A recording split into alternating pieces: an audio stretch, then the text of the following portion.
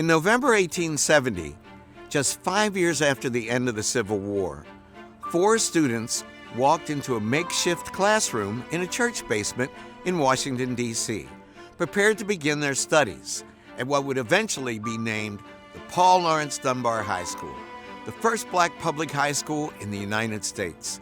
In the decades that followed, Dunbar became a shining example of academic excellence to which other black high schools could aspire. Dunbar High set high standards for their students. This was a school where African Americans learned in all different fields and moved beyond industrial education.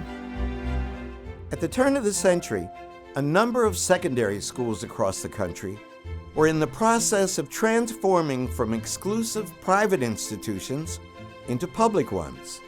Yet the overwhelming majority of local and state governments in the South refused to allow black students to attend integrated schools.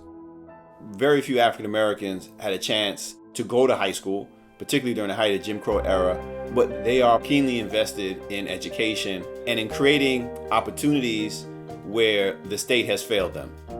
Overcoming obstacles at every juncture, black institutions strived for excellence under the leadership of brilliant and highly motivated teachers, many of whom had advanced college degrees, some from Ivy League universities.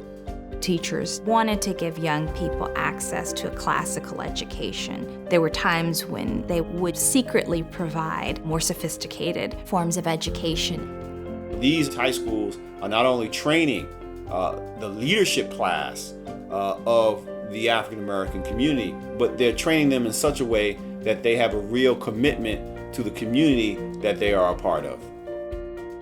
In 1954, Brown v. Board of Education ruled that segregation in public schools was unconstitutional.